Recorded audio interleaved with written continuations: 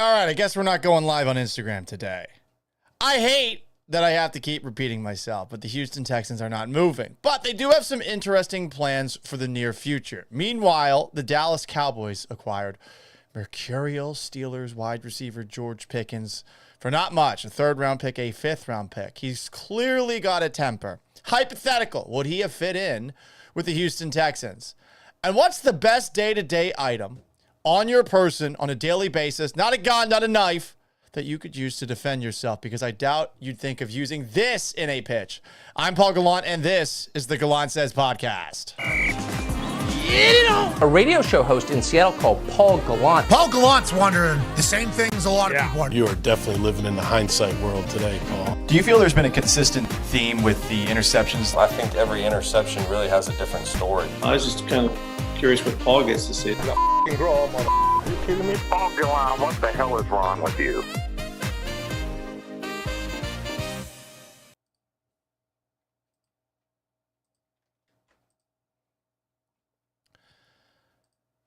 Hello and welcome aboard the Gallant Says podcast. It is Wednesday, May 7th, live on YouTube at Paul Gallant, on Twitch at Gallant Says, X and Twitter also at Gallant Says, and on Facebook at Paul Gallant Sports. Instagram's not working for whatever reason tonight. It's also available occasionally after major Houston sporting events. We're still trying to figure out a time that I can do this on a daily basis. It's available after the fact, wherever you get your podcasts, Apple, Spotify, and if you want to cut me off mid-thought, you can super chat me on YouTube or Twitch, and I'll play this. Paul, stop talking. Listen. But I will eventually get to your comments. So, a couple of weeks ago, there was a lot of hullabaloo about the idea of the Houston Texans moving. They hired a new president. His name is Mike Tomlin, and he's got a track record of building or helping to build new stadiums. So it stood to reason that the reason the Texans were bringing him in, with NRG Stadium now 23 years old or so, that they're going to look to upgrade, because stadiums don't last that long these days, even though they are significantly better than their predecessors, like, you know, the Astrodome, or the stadium that I grew up going to, Foxborough Stadium, which was a true shithole. I mean, there was poop in the sinks. Not good. Think San Francisco's bad? Foxborough Stadium. Hell on earth. Some fun memories there, though. So that was the idea, and then there were some stories that got clickbaited. I'm going to specifically point to something that an entity known as Newsweek put out there. And gotta say, absolute Travis Shamockery of an article that may have been written by a bot. We, after talking with some folks, came to the conclusion that it is a bot. But there was this headline: Texans could consider relocation due to massive stadium renovation hurdle. And naturally, given that the Houston Oilers skipped town, there was a thought process that the Houston Texans could potentially do the same thing. That's not going to happen.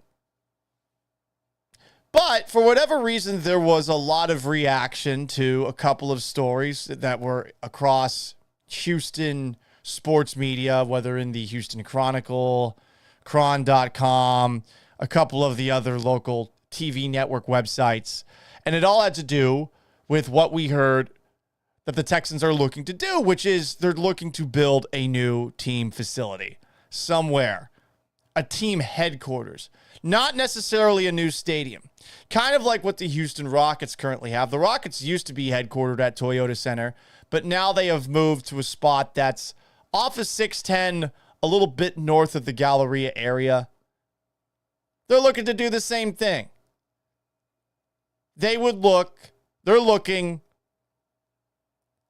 for something new. And potentially to build a lot of shit around that something new. But again, that's really all. Do you need a little proof? Here are the McNairs at a golf event that took place earlier this week, talking about it. Cal McNair and Hannah McNair. Aaron Wilson, the guy who got this video.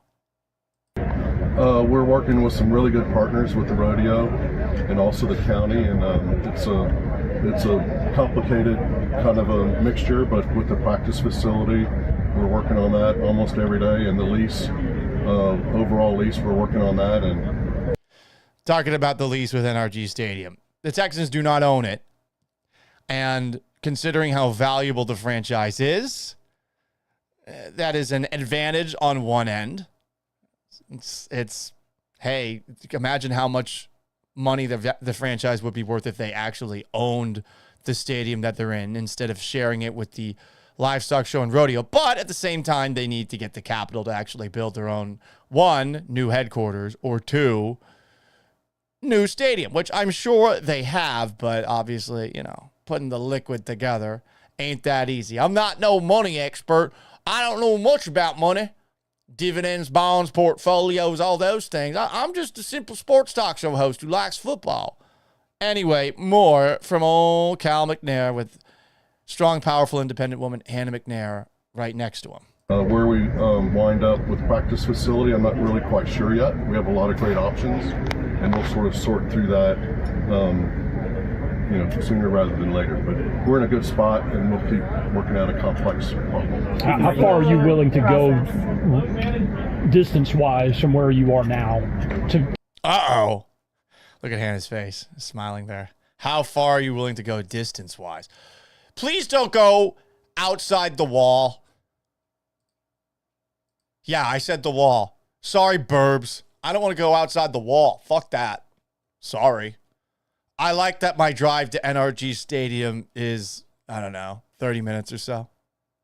It's not the best stadium, not the best location, not the most fun location, but please don't go to the Woodlands, which I like, or any of the other burbs. Don't go outside of the wall. Yes, the Loop is the wall, just like it's not Lord of the Rings, just like it's Game of Thrones and the wall that was built in the north to keep the wildlings out. If you're a suburbanite, you're a wildling in my book.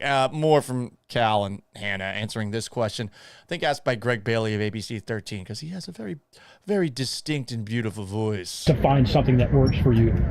Well, what's great question. What's great is we're okay where we are. Okay. And so nice. That's the party line. We're okay where we are. They've said this a lot because I think that they are very sensitive to the idea that people do not want to foot the bill for a new stadium. When people think NRG Stadium is mostly fine. And I will say this, even though on the radio, I went on a rant a few weeks ago because at the rodeo, there was a concert. It was supposed to be for Journey, and said concert shut down in the middle of fucking Don't Stop Believing because NRG Stadium couldn't handle all of Journey's many pyrotechnics. After cooling down, I've had a couple of weeks to think about it. I do realize that, yes, NRG Stadium's never been really good for concerts as it is. And I don't really like to go to concerts in stadiums as it is. It's not that big of a deal to me if the Texans continue to play in NRG Stadium. And if I occasionally go to concerts inside NRG Stadium, I'm just going to remember to have a few beverages, either in the wine garden before the rodeo or in the parking lot. Anyway, more from Cal McNair and Hannah McNair. That's our starting point. And then would we move out? Yeah, we would move out. Whoa, whoa, whoa, whoa, whoa, whoa, whoa, whoa, whoa, whoa, whoa, whoa, whoa, whoa, whoa, whoa, whoa, whoa, whoa, whoa, cow. Got to be more careful than that. Would we move out? Yeah, we would move out. Cow. That's a bad cow. That's a bad cow. Please tell me that you cleaned this up some way, somehow. Please tell me that. Do a brand new one somewhere. But Greater Houston area. There we go. Hannah McNair with the save of the year. Look at her face. She's like, all right, come on, Cal. You gotta specify the Greater Houston area. People are a little paranoid here. A shout out to Hannah McNair here. Let's do the instant replay. I'm gonna try to make it in a way where actually you can see how her face changes just as Cal says this accidentally. Would we move out? Yeah, we would move out and do a brand new one somewhere. Oh, she's like, oh shit, I gotta say something. But Greater Houston. Yeah, deep breath. Greater Houston. There we go, Cal. Houston area, greater Houston area, I'd say. Oh, Cal. Cool Cal. You saw the thumbnail on YouTube. It's of Cal McNair when he was in his backyard that one time. He's got grills, and his dog's got grills. It's a fun little picture. So there you go. That's what the owners are saying. They're not moving. Relax. But there will be some changes in the near future, and I am always interested in what new pieces of the organization have to say upon their arrival.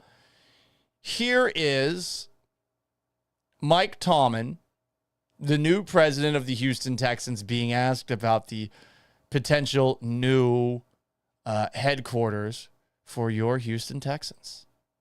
It's a pretty unique situation these days. You know, the value that the Texans can bring to a community, to the dirt, so to speak. We really see that there's a great way that we can impact the community. I love this coded language. We can impact the community. Oh, how so? By acquiring land? That's a way to do it. In a great way, to make sure that it's a destination, it's an asset for the community, for the folks who are there. To be fair, NRG Stadium, would you say it's a destination? I don't know yet. And with that comes revenue opportunities, you know. I don't think it ever will be again. I think we're seeing that there's other organizations who have looked at it similarly, who, when you start seeing how important or how popular entertainment districts have become, they're great opportunities for corporate partners to engage. They're great opportunities for other retail, local retail, national retail, etc. So, you know, there could be a meaningful revenue opportunity, depending on how you situate it. I love the way he's phrasing it. This is such a money guy. A meaningful revenue opportunity. Sir, you're just looking to acquire land. Be honest. That's all.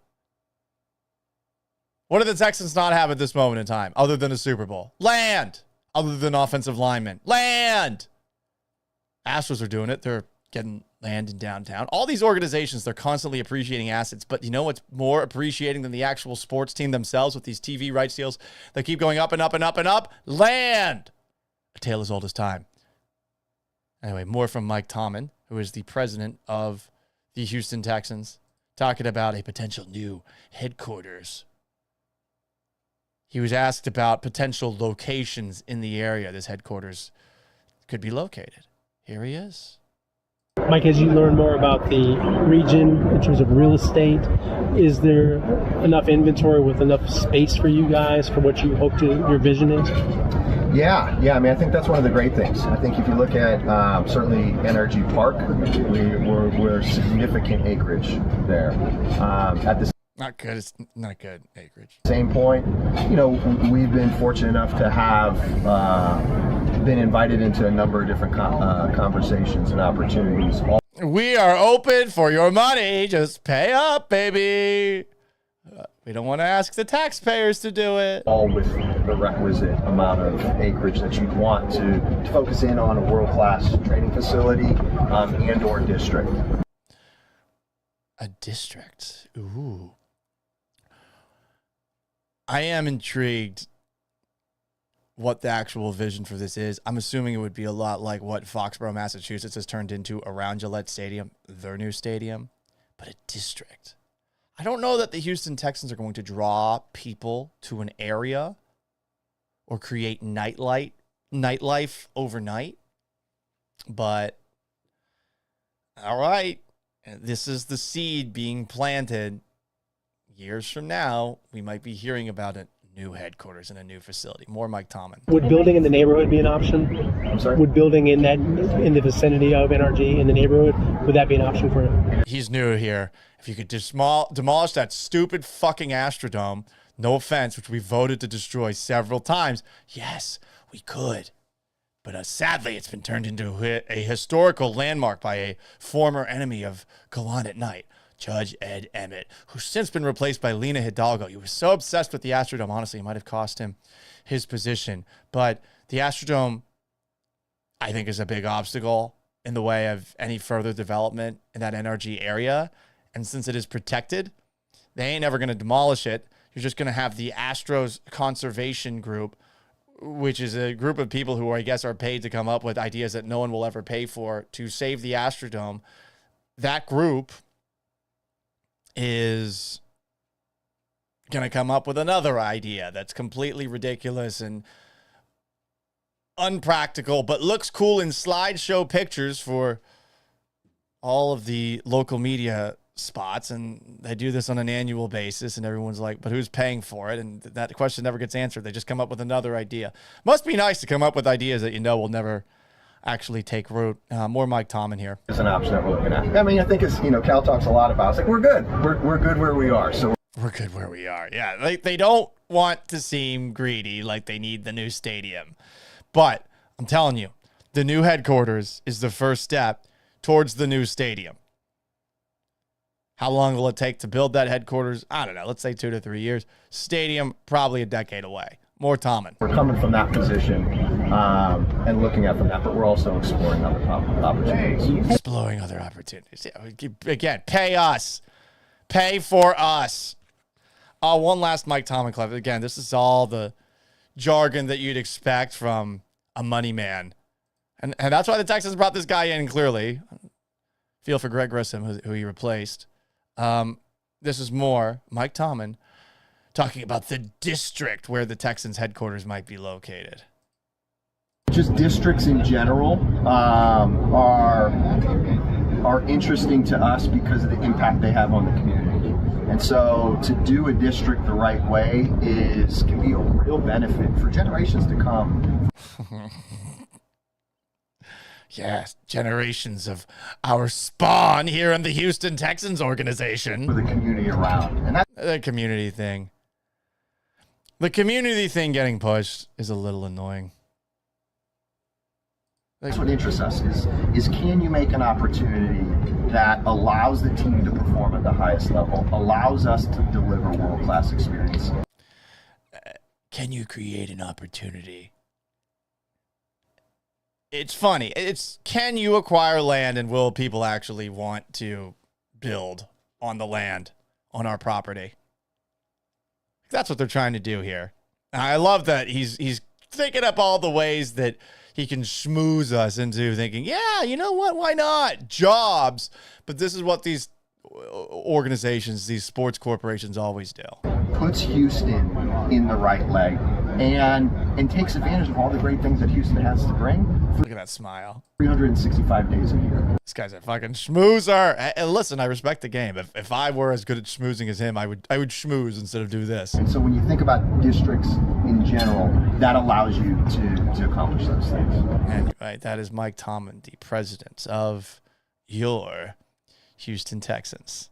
Brandon Hallam comments, I wish the Texans would create an opportunity that allows for people to park and walk in on time.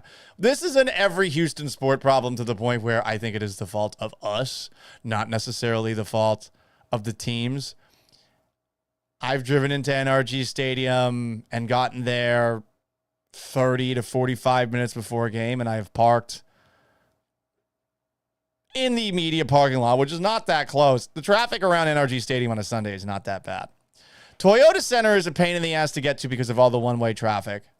And it can be sometimes difficult to park for an Astros game. But I don't think that it's so difficult to get there and park. It's more difficult, obviously, if you're living outside the wall and you got to hike. But, I mean, if you're coming outside of the city to watch a sporting event, you know what you signed up for. So I don't know what they can do to make it easier for people to get in and out or easier for people to walk. This city's kind of fucked from a walking perspective, no? Anyway, anyone see the trade that the Dallas Cowboys made? The Dallas Cowboys traded for Steelers wide receiver George Pickens. I guess this was the substantive trade that Jerry Jones had been teasing all offseason. The Cowboys get George Pickens and a 2027 sixth-round pick. The Steelers get a third-round pick, a fifth-round pick. No conditionals. So even if Pickens plays well in Dallas on the last year of his contract, Pittsburgh doesn't get any more. The Cowboys wanted to take a new receiver in the draft. They were looking to get Tedoroya McMillan, but he went to the Carolina Panthers with pick 8. Pickens has no new deal yet. And for those who don't know, I mean, with George Pickens, there have been all sorts of fun headlines. I'm going to just show you a series of highlights that was put together by someone named @ChiseledAdonis. He did like a 6-minute recap video of all of the, quote, crash outs. That's what the kids call it when you freak out these days, that George Pickens has had over the course of his career. And you can watch along right here. Here it is. Good job by this guy putting the entire compilation together. Let's just watch it. Here he is at Georgia and Georgia Tech. Ooh, little extracurricular activity at the end of the play. He's pushing a Georgia Tech player off the field. Then he just absolutely bitch slaps him, then punches him in the helmet. And then he grabs him by the face mask and he throws him into the wall at the back of the stadium. Gotta say, impressive. Impressive. Here he is at Tennessee, and you got to look really quick. I hope the mouse shows it. But right there he is. He's squirting a bottle of Gatorade on a Tennessee player who's on the sideline. I don't know if that Tennessee player was injured, but that's George Pickens for you. More George Pickens crash outs. Here he is. This is a Steelers Cowboys game. Well, he's on the Cowboys now. Oh, he just grabs a guy by the face mask and pulls him down after the play. Love it. Yeah, there's an interception or a takeaway. Cowboy guy gets in Pickens' face. Pickens grabs him by the face mask, throws him to the ground. That's pretty funny. Watch along on YouTube, Twitch, Facebook, and on X/Twitter. What else do we have from George Pickens? Here he is. This is in a Steelers-Rams game. Still showing the replay of him throwing that guy down on the Cowboys. There's Pickens just getting taken out by one of his guys. Oh, that sucks. A little helicopter, a little Rosencopter action right there. More from George Pickens. This is a Raiders game. He's blocking. That didn't work out so well. He was trying to block a linebacker that was behind the play, and he completely missed him. So I guess he just sometimes violently throws his body around like he's Draymond Green, and it doesn't work out so well for him. Here is a Steelers-Commanders game. Is this the play? Yes! The jump stiff arm. Love that. There's the video creator. We're going to skip through. Oh, it's an advertisement in the middle of this. Good job by him. That sneaky bastard. Anyway, more interception by a Bengals player. Pickens hits him while he's on the ground, clearly giving up on the play. Helmet to helmet. You love to see that. Here's another play. Pickens blocks him from behind. Definitely not. Some of these plays aren't bad. This is just a guy who's violent and physical. I like it. Here he is against, this is the Lions against the Seahawks. He's physical. He could just shove guys off the line. Good blocker. Oh, wow. He is a wacky guy out there. Some more highlights of George Pickens. Dallas Cowboy, everybody. Here he is against the Commanders. Tackling a guy who did not get an interception. That is amazing. I love that. And then you got the play where in the middle of a Hail Mary, he got into a fight with a Browns player on Thursday Night Football in the midst of the snow. I don't know how that happened where he falls out the back of the end zone and he just drags the guy with him, but that's George Pickens, everybody. The guy is a bit of a loon on the football field.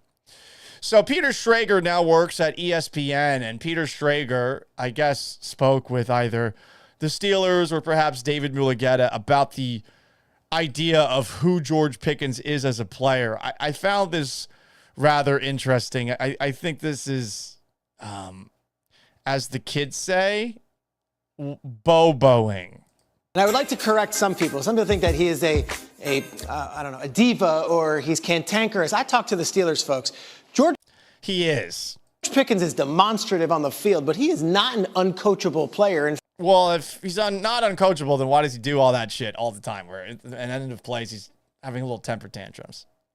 In fact, he does have a great way about him in the locker room, and is very well liked in Pittsburgh. For the Dallas side of this, they sat on an all draft. Everyone wondering, why are they not drafting a wide receiver? Why are they not drafting? All right, that's enough Peter Schrager. I'm not the biggest fan of Peter Schrager. Peter Schrager does know a lot of people and get some interesting stories from behind the scenes, but I always feel like they're a little bit too sunshiny to be 100% accurate. He's always looking to give you the good stories. And I know that there's some people out here that say, Paul, you cynical asshole. Why don't you just appreciate that? The idea that the Steelers were not annoyed with George Pickens at all, bullshit, for sure. The idea that they did not think that he was mercurial or a diva also has to be bullshit. My question about George Pickens as far as the Texans are concerned, did the Texans miss out? Could they handle someone like George Pickens? They talk about how many dogs they have all the time. How many Houston Texans have used the word dog to describe a teammate? D'Amico Ryans has used it to describe his players.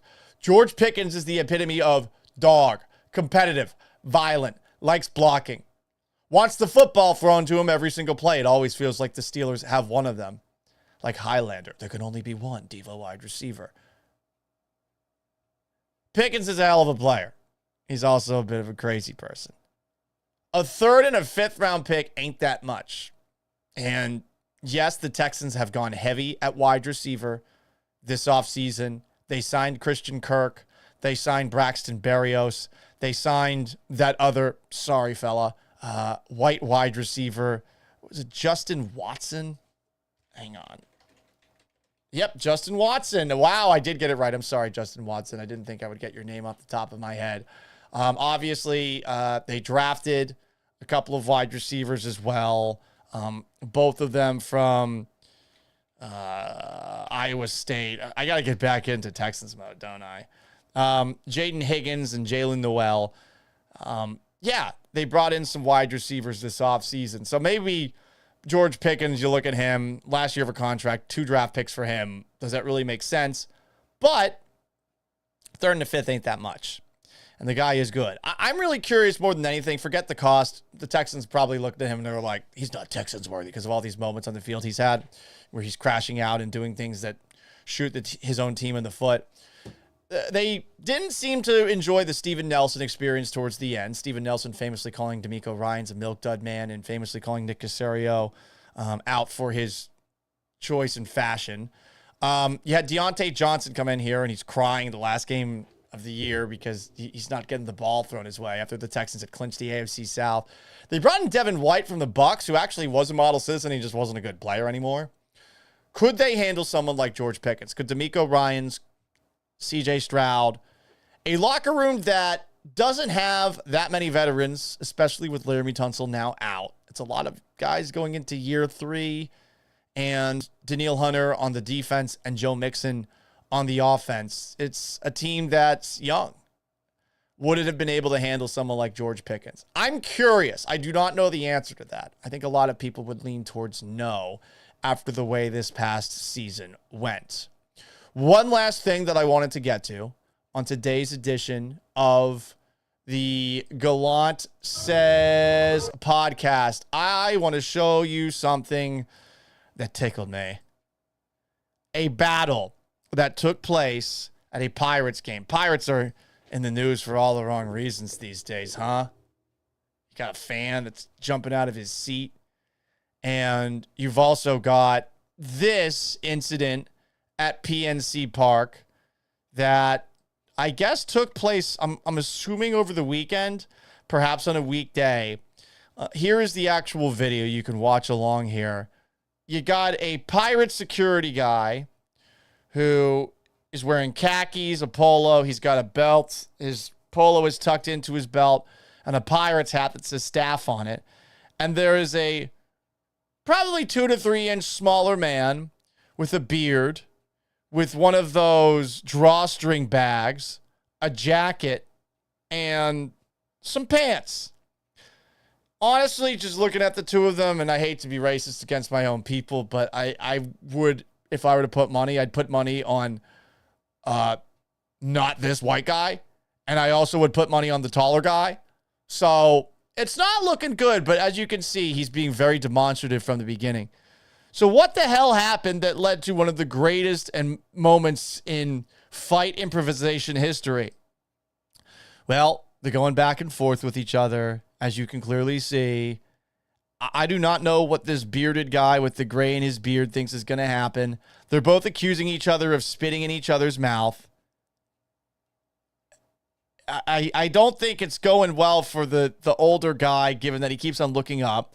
Also, I would say the staff guy has both of his hands down, ready to fight. Oh no, this is probably not going to go so well for Mr. Drawstring Beard with a hat. And at this moment in time, boom, boom, boom, boom, boom, boom. 3 punches in, and our guy, Mr. Drawstring, is sneaking away. But here's what's funny about it. He takes off his hat, puts it down, takes off his jacket, takes off his drawstring bag, and he's coming back. He spits on the ground. I guess that makes him look tough. His friend's like, dude, we got to fucking stop here. What the hell are you doing? Then a lady comes in and is telling him, yo, what's going on here? Y'all got to stop. I don't know if she knows. And right there, our man spit on the Pirates staff guy, who's probably not making that much. Spitting on somebody's pretty low. So what should happen next in a situation like this? There's a little bit of talk of de-escalation. The staff member's walking away. He's probably thinking to himself, I don't want to lose my job. But he did spit on him. And it is really funny that he took off his jacket and his hat after the staff member threw hands on him and connected a couple of times. He's just hot. He spit on him again? I didn't know he spit on him twice. So look at what's going on with the staff member. Notice what he's doing? He's taking off his belt. And in a display of, all right, I need to get this guy out as quickly as possible, he just starts belting him. Is that something this man has received as a kid? I don't know, but it's an ingenious move because he's trying to get him to leave. You get a little range in your fight. I'm really trying to think about what this fucking guy who gets punched a couple of times and then keeps on walking back in before being brought back by everyone around him. Has he thrown a punch yet? He's just spit on him twice. He deserved the belting. I don't know if he deserved the punching. He's doing everything he can to shove the people that are keeping him away from getting belted further, getting whipped further. And he keeps on coming back for more. Just a very bizarre circumstance. You should watch the video.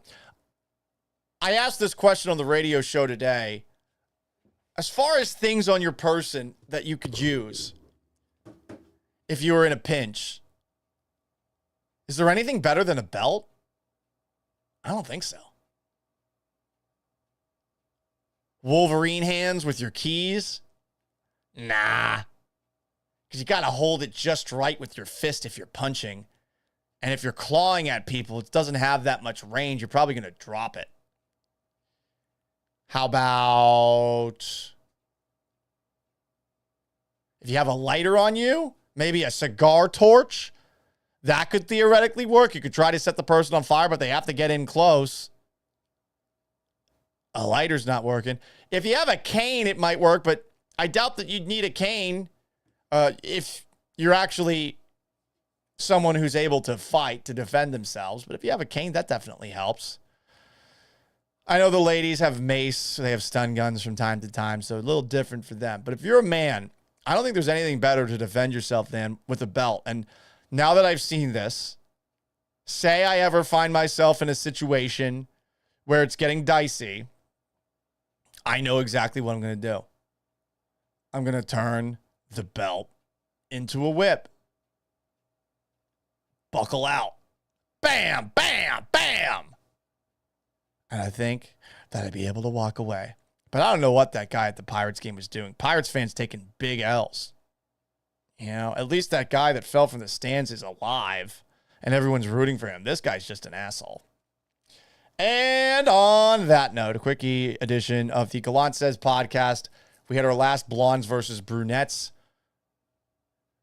flag football game practice today. So Saturday, the actual game takes place. The money goes towards Alzheimer's research. It's going to take place at the SaberCat Stadium. So if you want to come out and watch it. I will be on the sideline as a coach. I don't know if I'm a good coach, but that's why the show was so late today. I've been doing a lot on this side. We will get to an actual schedule doing the Gallant Says podcast on a daily basis.